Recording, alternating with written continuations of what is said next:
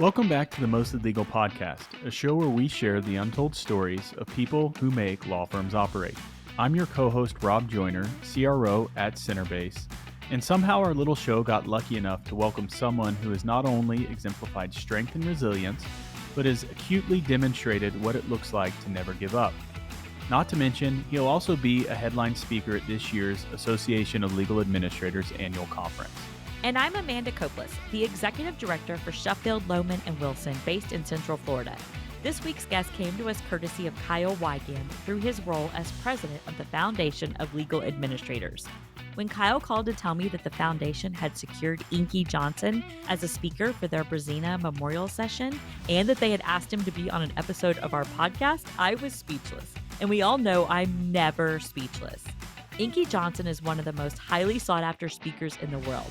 After suffering a career-ending, life-threatening injury, Inky saw his NFL dreams vanish, and he had to pivot into something greater. He calls it serendipity, and we agree. Before we get started, we want to thank our podcast sponsor, Centerbase, software built to power the growth of mid-sized law firms. Let's dive in.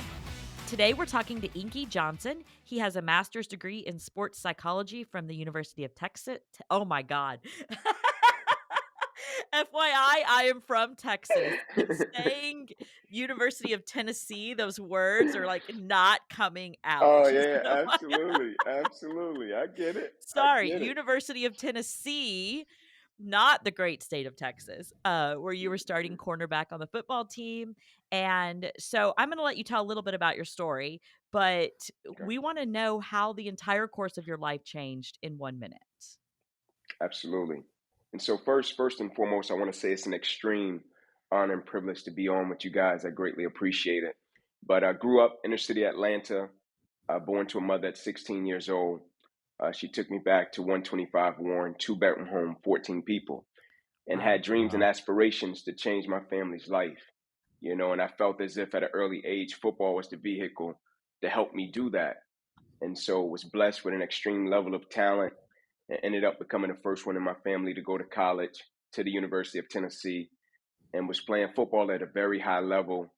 Looked as if I was about to be a projected draft pick to make it to the NFL. And in my junior season, I went out, game against Air Force, routine tackle that I had made probably over 1,000 times in my life. But for some strange reason, September 9th, 2006, this tackle altered my life. It ended up changing my life. It almost ultimately ended my life, but it left me with a paralyzed right arm and hand. It ended my football career, and it made me look at my life with a different purpose, different mission, and different perspective. And so the game of football is something that I look at that I'm very thankful and grateful for.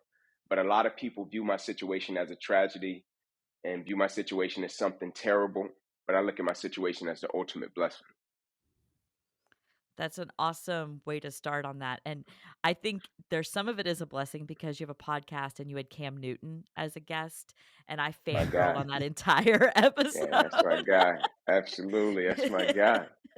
Yeah, I'm like, oh my God, that's awesome. Inky, how long did it take you? You're talking about your football career ending and how you've transitioned your career. How long did it take you to change that frame of mind and get over the tragedy or past it?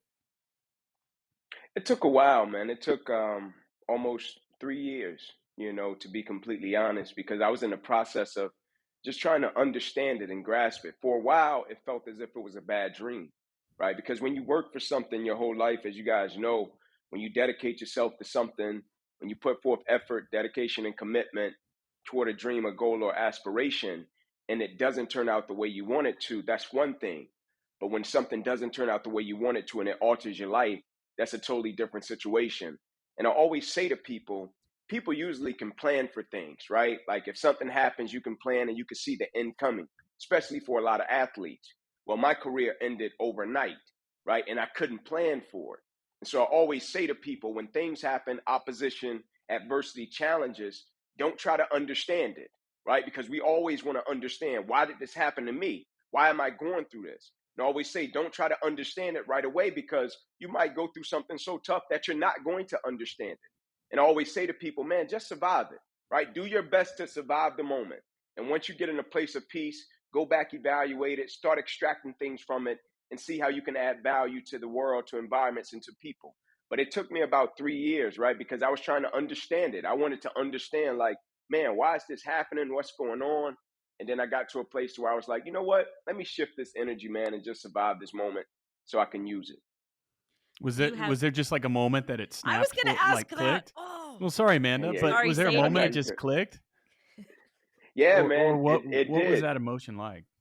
Yeah, I started to evaluate how it was impacting those around me and those I was connected to, right? Because when we go through things, especially if it's something that happens to us directly and sometimes indirectly, but when things happen to us directly, right, we think about ourselves a lot, right? And so I was thinking about, like, man, I got atrophy in my arm, right? I got a paralyzed right arm and hand. I was a four-sport athlete my whole life prior to college, and now I can't play a sport at all. And so I was thinking about myself a lot, and I started to step back and just evaluate how this situation was impacting those I was connected to and those that I was around. Right? It made guys stop taking what they were doing for granted.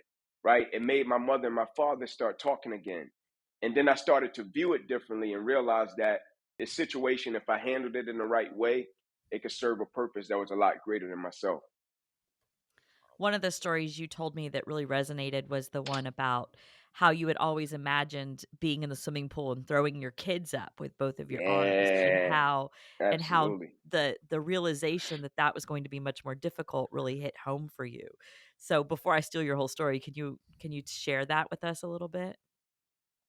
Yeah, that was a really tough moment for me because a lot of times when something like this happens, people often gravitate to the train of thought that, oh man, you can't play, you're really gonna miss the game. And yeah, of course, you're gonna miss it, but it's other things in life that people never hear about, people never think about, that's of more importance to that person, maybe, right? It opens your perspective. And so when I was a kid, like I used to go across the tracks in my neighborhood and there was a swimming pool, right? And sometimes they charge kids to get in. And so, of course, I didn't have the money. So I would just walk by.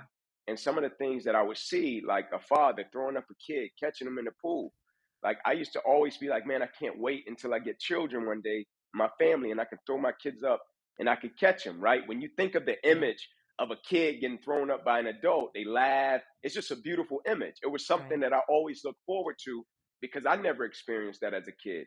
And so when my arm got paralyzed, one of the things that I thought about was, man, like one day, if I'm blessed with a family, I'll never get to throw my kids up and catch them, you know? And so that was one of the things that I thought about, even hugging my mother, my wife, my children with two arms, something that we often take for granted every single day.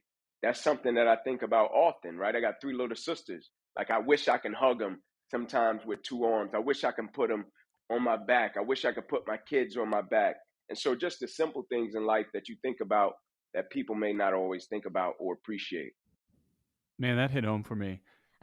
Rob has two adorable, beautiful little kids, twins Yeah, that are Beautiful. it, 4. So and you're right. I mean, that's one of those Nice. moments where you probably do take that for granted, and Absolutely. throwing them up in the air and getting to do some of that. I mean, how did you shift that perspective to looking at everything, these small things, and really appreciating them? Is there anything that you do? Some people have a routine where they journal the things they're grateful Hmm. for. Is there anything that you did once you realized, hey, I need to start taking really being thankful for these small things as well? Absolutely. Like I think Rob, when we go through things in life that we can't control, it puts us in an interesting space and place, right? Yeah. And oftentimes as people, we want control of life, of situations, and sometimes people want control of people. But when you go through something that you can't control, you just got to step back, you got to release it, and you got to figure out how to navigate it. And so one of the ways that I was able to get through what I was going through and shift my perspective, I journal a lot. I still journal till this day. And so I would always just journal my thoughts. I would journal and I would always read them. And I feel like it's a powerful thing when you journal, when you read your own handwriting. I feel like it comes with Mm. conviction, it comes with inspiration, it comes with encouragement, it comes with motivation. And I'm very transparent in my journal, right? About things that I feared, about things that I was inspired by, about things that I needed to do better.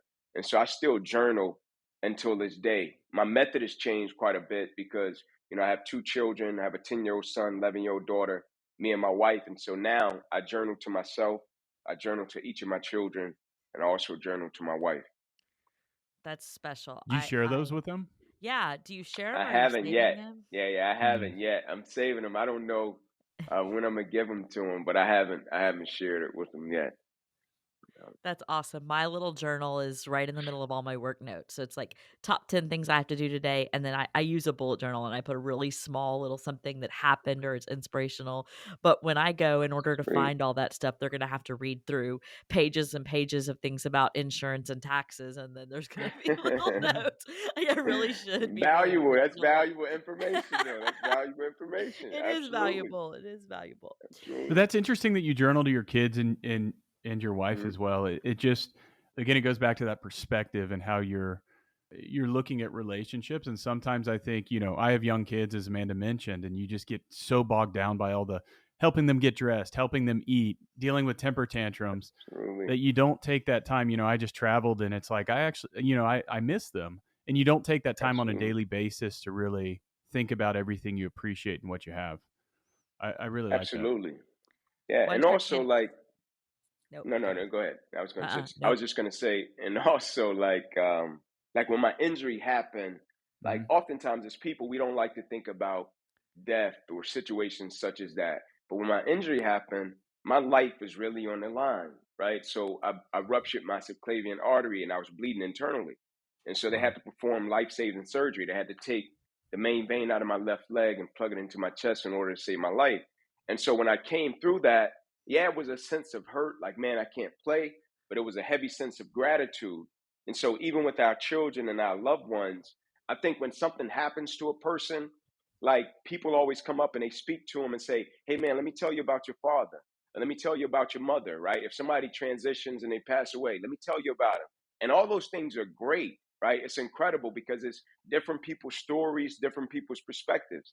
But I want my children and I want my wife, Lord forbid, if something was to happen to me, they can have something that says, hey, man, this is who my father is. This is what he stood for. This is his values, his principles. Like, this is what he valued as a man. This is why he did certain things to us that we may not have understood at the time, but he explained it. And so, explaining thought process, explaining what I'm guided by as a man, things like that, I feel like they can have that as they grow and go throughout life. I think it could be like a life guide, right? That they can Right. often refer back to as they go and grow throughout life. And also maybe a book for the rest of us too someday. Absolutely. Absolutely. Absolutely. So Yeah, for sure. you have a podcast called Serendipity. And that Hmm. word, it's on your background and it appears a lot in what you speak about in general. Can you Absolutely. tell us what that word means to you and why it is Yeah. resonates with you?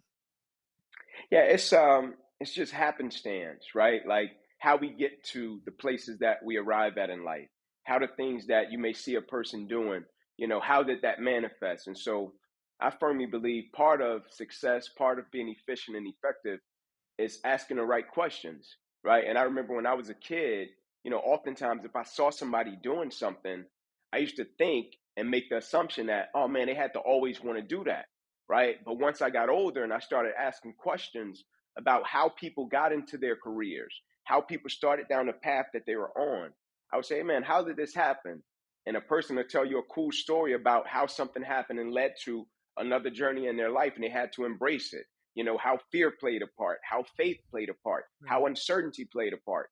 And so it's even with me with speaking, I never planned to speak, right? Thought I was going to play ball, injury happened, thought I was going to coach. And a series of events happened that led to me being on the path that I'm on now. And it's just a thing of serendipity. And every single day, I feel like we all encounter it. But I think the key is being cognizant that it's going to happen. And when it happens, being willing to embrace it and roll with it.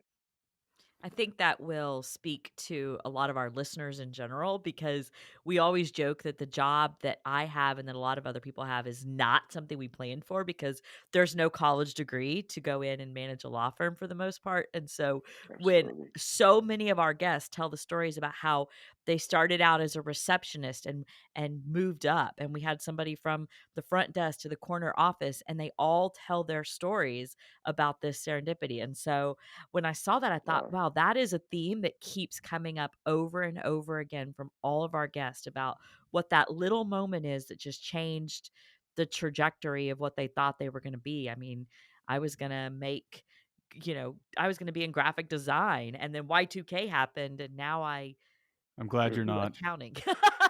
You're Right. glad you're glad I'm not in marketing. Yeah. Marketing and That's tough. sales sound like the worst job ever. I Oh, they're great. cannot imagine If you somebody like having winning, to it's do that. great. Yeah, absolutely. Got to I be love built for winning. it, right? Yes. Absolutely. Well, I don't compete in my job. Both of you have done that in your job, but I Yeah. do not I have to compete. compete in everything I do. I was Mm. bowling yesterday with a group of people, and we had to make it a competition. Of course. Everything. Of Yeah. course.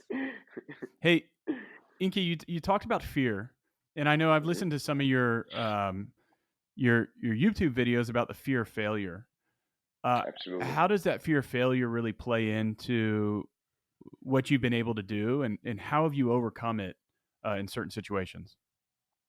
Yeah, man. It's like looking at it with the perspective of being fearful if I don't execute, if I don't go out and use the gifts and talents and abilities that I feel like I've been blessed with, if I don't show up and present my best effort, right? It's fearful of the other side of that, what may happen, what may not happen, a person's life that should be impacted that may not get impacted if I don't show up the way that I know I'm capable of showing up. And so it's almost like when I think about my injury, the reason I could live with what happened to me is because I knew that last play I went out and I gave it everything I had. And so I would have been fearful if I didn't play the game that way and I didn't give everything that I had. If this injury would have happened, it would be hard to live. It would be hard to live with, right? It would be one of these things of, man, woulda, shoulda, coulda. What if I gave everything I had to it?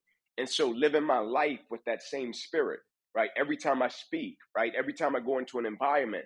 And it's not one of these things to where I always say to people, I don't wake up every single day and it's like, oh man, happy go lucky. I'm feeling great. No, I have my challenges, my trials, my opposition, and adversity like everybody else. But it's like, how can I counter it to get to a space and place and get back to my center to where when I do something, try my best to be present and bring my best. I always say to people, you don't have to always be your best, but just bring me your best, right? Because life happens. We're going to be some days we're going to be in a zone, we're going to be in a flow state, operating at the optimal level. Other days we're going to be injured. Our faith is going to be injured. Our belief is going to be injured. Something is going to happen to a loved one. Something is going to happen in business. We're going to take a gut punch. And so Yeah. just show up and bring me your best on that day, whatever it is. And so making sure that we bring forth that spirit so we don't have to live with the fear of, man, what if I really would have brought forth my best? What would have happened when things don't turn out in the form and fashion of what we want them to? So unpack that a little bit. The Hmm. opportunities, things happen. You do fail. Sometimes people Absolutely. fail It's multiple times necessary. in a row, right? How do you bounce Absolutely. back? How do you deal with that? I think you got to learn from it, right? Failure is a great teacher, but I always say to people, failure is not the opposite of success; it's a part of it, right? I think failure is one of the most powerful tools that we can encounter as people, right? As a matter of fact, I'm almost scared of a person that doesn't fail. I think failure produces empathy. I think failure produces perspective. I think failure produces compassion. I think failure helps us as leaders to look at people with a certain level of encouragement. Because when a person doesn't fail, and if you just have a high level of success all the time, failure is coming, right? It's like adversity and opposition, it is coming, right? And I think when you encounter failure along the way, along the journey, it's just about growth and becoming a different version of yourself. And so when you encounter it along the journey, I think it helps you step back and reset at different phases and stages a little bit better than if you get to the mountaintop and you've just been succeeding. And when you experience your first blow of opposition and adversity, you may never rebound. You may never like get back up. You may never look at it again with the same perspective, right? Like my favorite quote in the world is Dr. King's quote that says, "You judge the true character and caliber of a person not by where they stand in times of comfort and convenience. You judge the true character and caliber of a person by where they stand in times of challenge and controversy." In other words, when they fail, right? What would the character be then? When it doesn't turn out the way they want it to, what would the character be then? And so, can we look at it with the right perspective? But not only look at it with the right perspective, extract certain things from it. Because if we fail, it happened, right? Acknowledge it for what it is and let's learn from it, right? I think you can learn just as much from failure as you can from success, if not more. Rob, this is Amanda, a I'm much booking him more. for my next sales I know, I am kickoff. too. No, but what I was thinking is like he has such a much more eloquent way of like you're always telling me, Rob, go find your grind, go find your hustle. And I'm always just kind of rolling my eyes. He has a much more eloquent way of saying, get out and do something, Amanda.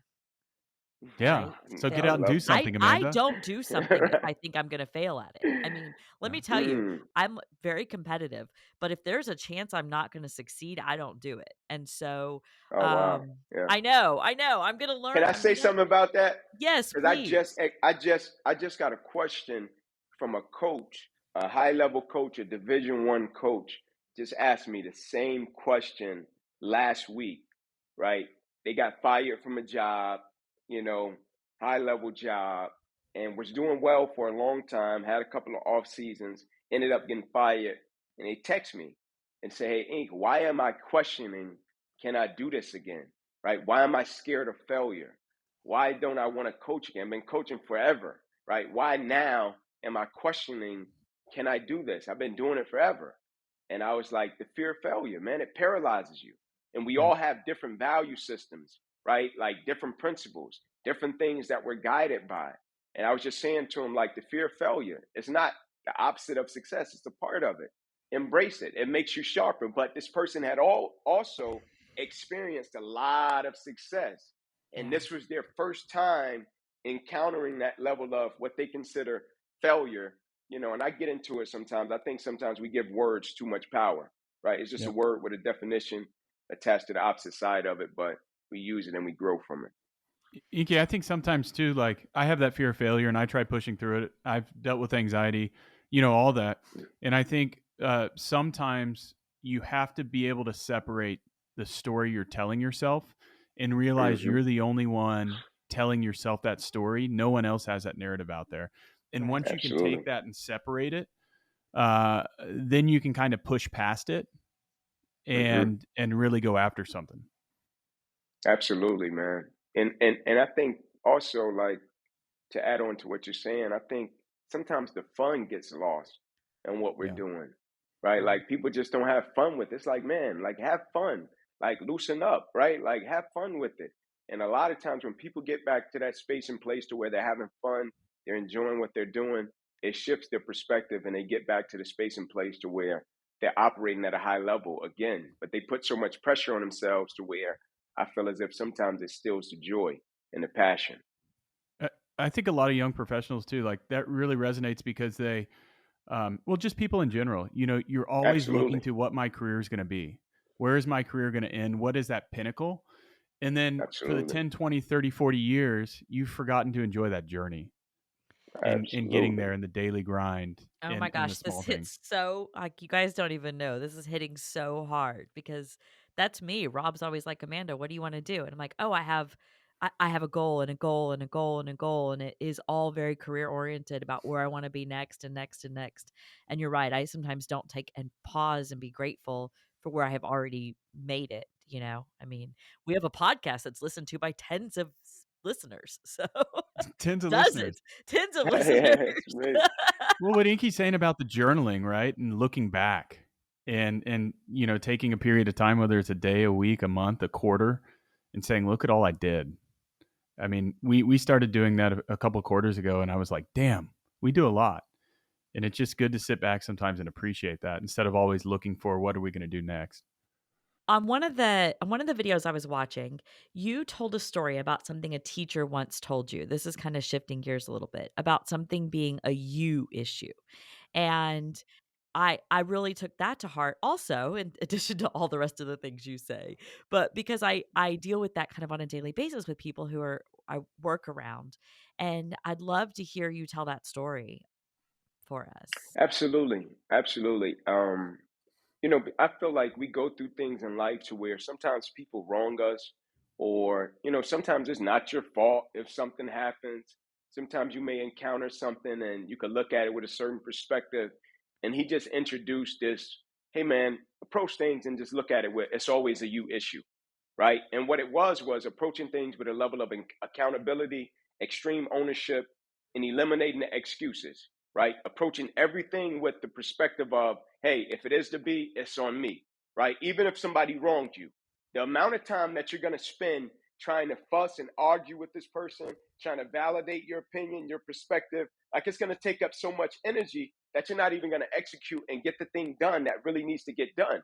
It's like when you're in a group and you're working with people, right? The problem getting solved is more important than you solving it, right? Like I used to say that to guys all the time in football. The problem getting solved is more important than you solving it. The play getting made is more important than you making the play, right? Because guys want to make the play. They want to be the guy to stand Right. up, to tap their helmet. No, man, this is a strategy. We all work together, right? Right. Sometimes the guy that really makes the play happen is not even a guy that the crowd sees. He did something on the ground that nobody saw. But because he did it in the right way, it allowed the guy that actually made the play to make it.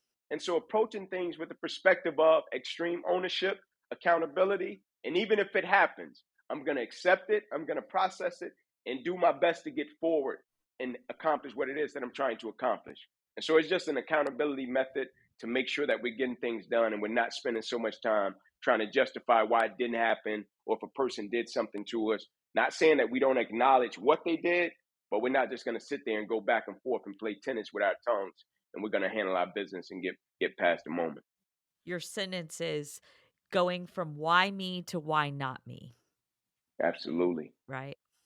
Absolutely. That's That's it. it's powerful. That's it. I'm Yeah, I'm that's just it. sitting this for a little bit. Amanda, what are you learning? We want it to be us, right? With success. We want it to be us with success.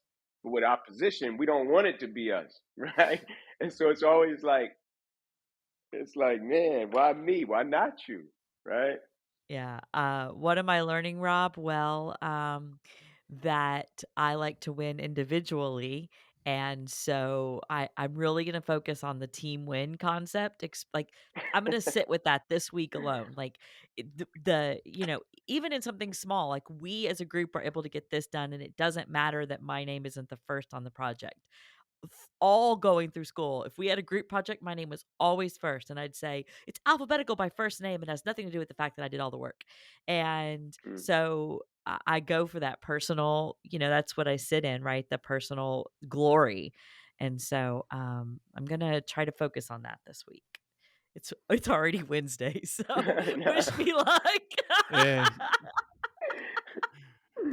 It's gonna be a so very short week.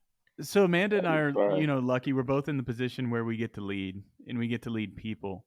And Definitely. one thing that you had said that resonated with both Amanda and me was we're all in the people business. Every day we have a chance Absolutely. to impact someone. Talk about that. Absolutely. Yeah, I feel like at the end of the day, the X factor in whatever we do, whatever Mhm. line of business we're in, um, whatever sport we play, um, if it's education, the X factor is people, right? We're all coming in contact with people. We're all doing something that directly or indirectly affects people. And I feel as if oftentimes, if we're not focused on what truly matters, we get diverged in terms of our focus and our perspective. And then it starts to challenge why we do what we do. And so I always say to people in life, people don't burn out, quit, and underachieve because of what they do. People burn out, quit, and underachieve because life makes them forget why they do it. And so if they get focused on the transaction, if they get focused on the results, if they get focused on the outcome, if they get focused on something superficial or materialistic, you forget about the people, right? That you've been called to affect and impact. You forget about why you really do what you do. You forget about the purpose and the mission of why you show up every single day. It's like with my children, I don't focus on the scoreboard. I don't focus on results. I don't focus on wins and losses. I focus on individual progressions. I focus on what can we do better today to impact you and how you develop, which ultimately impacts your team, impacts your friends, impacts your family. And so every single day, taking away the outcome, taking away the results, so we can challenge our focus and our perspective. Can we show up with our character? Can we show up with our integrity and operate at a high level? And so that's why I approach things that way. That's why I believe in that train of thought and subscribe to it, because I feel as if oftentimes when we get burned out and we underachieve, it's not that we don't have the skill set and the talent and the ability to accomplish whatever it is that we're seeking to accomplish, I feel as if our perspective about what we're doing has changed. Do your kids play sports? Yes, yes, What both of them, what do absolutely. they play? Are they My 4 son, sport stars? no, no, no, no, no. My son, he's baseball and basketball, and my daughter is lacrosse, and she does the competitive cheer deal. Okay. All right. Mhm. I was thinking the same thing, Amanda. Like just listening to how I speak to my kids versus listening to you speak here and how you probably parent. I mean, night and day. I know. Can you compare it my 11-year-old for just a little bit? No, you're good. You're good. It's taken me a while to get there. You know, my wife has helped me a lot, because she worked in education with small kids. And so oftentimes I would often refer to her like, hey, how should I approach this? Because I was so used to dealing with my guys in sports and guys my age to where you can come direct, you can come hard, you can Yeah. come raw, to where when you get with kids, it's almost like you got to change your method, and it's almost like a sense of reverse psychology and psychological education that you have to approach to get them to look at things the right way. You can't just bang them on the head and say, "Good Right? job." Inky, how do And you you No. find can't even slap them on the butt anymore either, Oh, I'm like telling you. Oh, no. it's over. It's over. Inky, I'm Telling going you. off script a little bit, but how do you find balance between professional Hmm. and at home? Yeah, so I struggled for a while, man, early in my career. So I've been blessed to come into my 16th year speaking, but I struggled. I made a lot of mistakes. I missed a lot of things, and I got to a point to where I was just running because of how I grew up. I was running from a lot of the things that I experienced as a kid, right? Because I didn't want my family to have to experience those things. And so one day I just had like a revelation, man. I was at a small group at a retreat, and a guy was asking us in a circle. He was like, "Hey, what's some things that you're running from your childhood or growing up?" And different gentlemen was just answering the question, and he got to me, and I was like, "I'm running from poverty." And Mhm. he's just saying, he was like, "Are you in poverty?" I was like, "No." He was like, "Stop running." And then he went to the next guy, right? And it was simplistic, right? It was simplistic, right? But when I got to my room that night, I was like, "Man, he's right, right? I'm running from this thing that's creating a lot of damage with my decision making, with my Mhm. choices, that's directly affecting and impacting my family." And so now I'm in a space and place of understanding that, man, if you work hard, if you do what you're supposed to do, you're going to get what's coming to you, right? Like I live by the law of reciprocity. You get what you give. You do right, you treat people right, you get that back. And so living my life with that level of faith, it's worked out really well, but also living my life by my value system, by my principles of understanding there's certain things that I'm just not going to compromise on anymore because of what's more important than that moment, than that engagement. I missed a gig with Uber once in Chicago because my kid had, an obligation. And I could tell you, I really wanted to do that that gig, right? It challenged me, but Yeah. I was a lot happier and I had a lot more peace that I honored what I said I was going to honor as a father and as a husband. It hasn't been easy by any stretch, but it's taken a while to get there. But I feel like I'm in a good place with it. It's interesting you talk about this, running from poverty. My best friend, Tina, and I had this conversation last night. She and I both grew up very, very poor, and we talked about how there were times when we had to know where our next can of corn was coming from, not our next meal, Mm, right? Like, there were 6 of us, and how are we gonna do that? And we see that manifest in our adult lives because we're constantly going in excess, right? Like, I have a absolutely. pantry that has too much food because I was afraid of not having enough food. And I'll take my children to a theme park and buy them all the toys because I never even got to go to a theme park. And so it's interesting you talk about running from those demons, right? Because I still do that. I Absolutely. overachieve because I'm afraid of being back there where I was, right? I will work harder than I probably need to so that my kids never have to wonder where's their next meal coming from or where's their why do their friends get this that they don't get? And so, Mm, I really appreciate that you brought that up. absolutely. Absolutely. That's awesome. Okay, so you've been doing professional speaking for 16 years. And, Hmm. I love to be the center of attention, as you can tell. So I don't have as many problems standing up in front of people and telling them exactly what I think. But can you give some tips for people who might be trying to either get into that or just standing up in front of a small group of people and speaking? How did you overcome some of that? No, it was tough, and I never thought I would be doing it. Like they put me in public speaking in college. I dropped the class on the second day. I was terrified. I was like, man, I'll never do that. And so it just speaks to like life, right? Life and life's plans. Like life is funny. But I would say preparation is one of the things that's helped me. Studying the audience, studying the people that you feel like you're called to serve, studying things about them. Because I feel like when you prepare properly, you step up with a level of confidence. It's just like in sports. If you study Mhm. your opponent and you prepare properly, you step up with a level of confidence. It's just like in corporate education. I think preparation instills a certain level of confidence that helps us to execute when we're doing what we're doing. But also, I feel like, man, care about what you're doing. I think in any line of work, in any line of business, it's very easy to get into the rut and the routine of, all right, I show up, I do this, I'm gone, right? Get in the routine of, I show up, I do this, I get paid, I'm gone. Whatever the case may be, it becomes so transactional because a person has done it so long. And so, always remembering why you started, always remembering those key moments. So, when you step into a room, understand that people are being impacted on the other side of your words, right? Not saying, Yeah. I don't believe like I can change someone's life. I'm not one of these speakers that step on the stage and be like, I'm going to change someone's life. No, if a person is going to change, they're going to change on their own dime. Now, I can say something that may spark a thought that may encourage a level of change, but a person is going to do the work. And so, understanding that the words that we speak, they impact and they shape people's lives. And so, never stepping into a room and not having a level of empathy, not having a level of encouragement, not having a level of inspiration and motivation behind what you do, but ultimately not having a level of gratitude. Always be grateful for the moment and experience.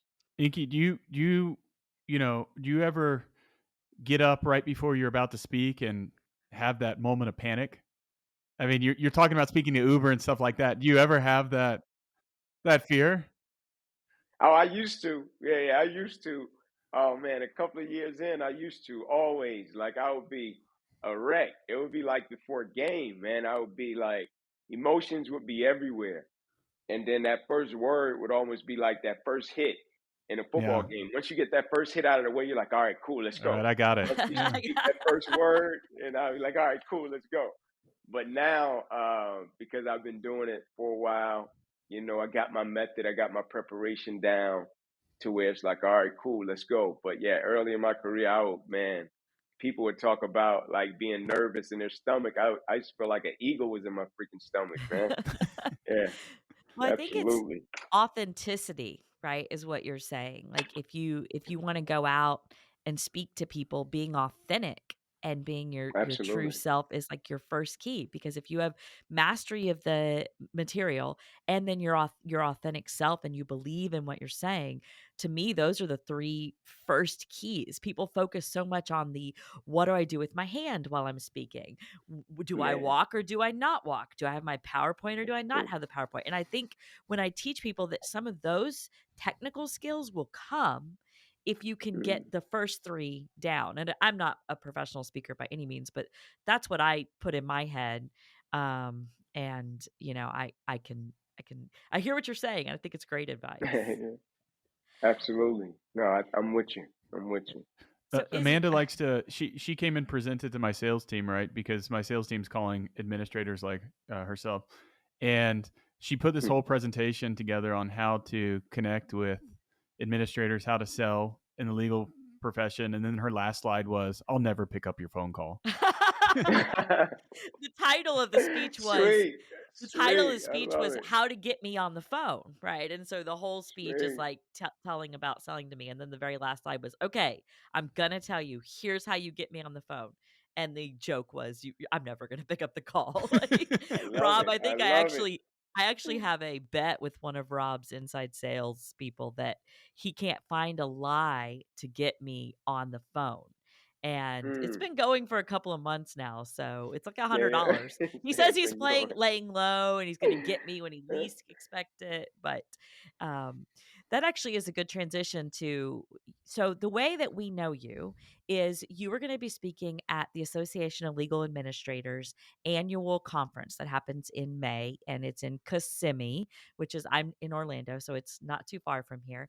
And you are what we call our Brazina Memorial Speaker. And so your session is a keynote, and it talks about I think I'm hoping we're going to hear a lot more great things from you. But I wanted to pitch that because I want our listeners to know that's coming and to be excited. And have you thought about what message you're going to deliver to us? Yeah, Preview? briefly. Yeah, briefly. But it's going to be centered around a lot about what we spoke about. But a lot of times when I go in to speak, I know you guys talk a lot about your business. Whenever there's a conference or an event, I know people do the intricacies and the work of their business. And so when I come, I almost come with the perspective of, sometimes you can't see the picture when you're in a frame. And so looking at it more so from a macro and a micro perspective and coming in and not only sharing my story, but interconnecting it with different stories that I feel could resonate well in terms of the line of business that you all are in, but also just big picture in everyday life.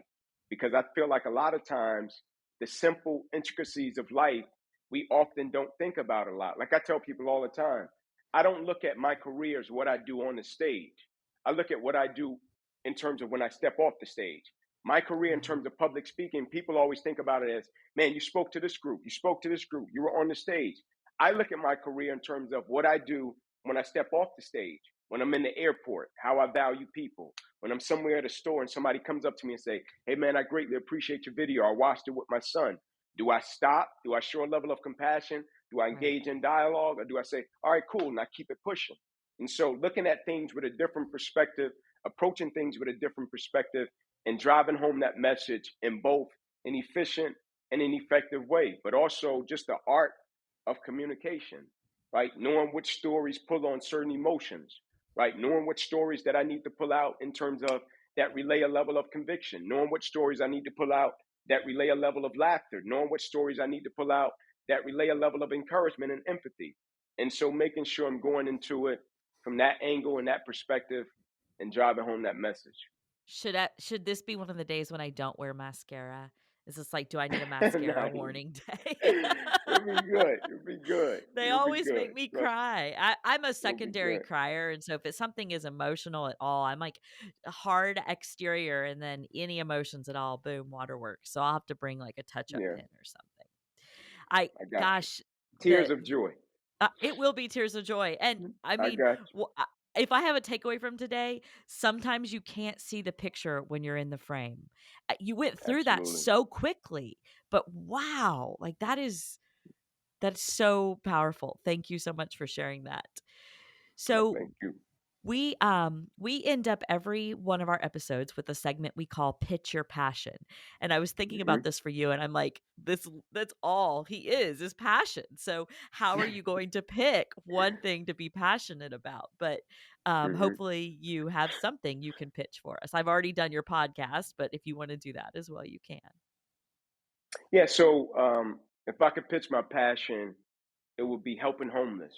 Right. I feel Okay. like we live in a country to where it's a ton of homeless, and the angle that I want to pitch the passion from is a different angle. And so, me and my family, we serve at a place called My Sister's House, Mhm. downtown Atlanta, under the Atlanta Mission, and they help homeless, and it's a transition program. And so, I'll never forget the first time we went. We stood out in a circle and we spoke before we went into the shelter, and I just wanted everyone's perspective. And people were sharing their perspective. Oh man, irresponsible, drugs. They need to get up, handle their business, and that's cool. Whatever a person's perspective is, that's their perspective. They have every right to it. And when we went into the shelter and you started talking to people, the first gentleman we bumped into, he was like, "Man, I lost my family in a house fire. I have a job. I'm working. I'm transitioning out." Right? Bumped into a lady with her daughter. She was like, "Hey, I'm running from abuse. This is the only place I can go. They can't post pictures online. He can't find me. I'm working and I'm transitioning out." And so it was a lot of people that was in the process of life that was trying to get back on their feet. But also, if the situation is safe, right? Not saying, because some situations you can go out on the street, they're just not safe, and you got to play that card how you need to play it. But I think when you talk to people and you hear some people's stories, right, it makes people human, and it makes you evaluate your life and your story and how you're going about things. And so when I say helping homeless, I'm not saying just giving a person money. I'm saying sometimes it could be words, sometimes it could be a few dollars, sometimes it could be connecting them to a program. One of my buddies has a program here in Atlanta to where he helps homeless, and he got a guy off the street. He cleaned him up, helped him get a haircut, and he walked with him with a sandwich board, right, on the street that said higher mark, right? I did a podcast about a guy named Terrence Lester. He walked with this guy on the street all day with a sandwich board that said higher mark, and somebody ended up giving the guy a job. Guy ended up working. It changed his life. And that's not going to be every story, but the purpose is to look at people and understand that we all go through things. We all go through tough, rough patches. We all encounter adversity and opposition. But when we look at a person, can we look at a person with less judgment and more empathy and more compassion? And so if I could pitch my passion, that would be what it is. I feel like people are going to have to listen to this episode like 10 times. I know. You're going to help our download numbers, but there's so much for people to unpack. Thank you so much for joining us today. We really appreciate your time. No, it's a pleasure. Thank you guys so much for the opportunity. Looking forward to joining. Thanks for joining us for this episode of the Mostly Legal Podcast. If you like what you heard, make sure you like and subscribe so you don't miss a single episode. You can also check us out online on mostlylegalpodcast.com, where you can sign up for our email list, get weekly recaps, and get some of your very own Mostly Legal swag.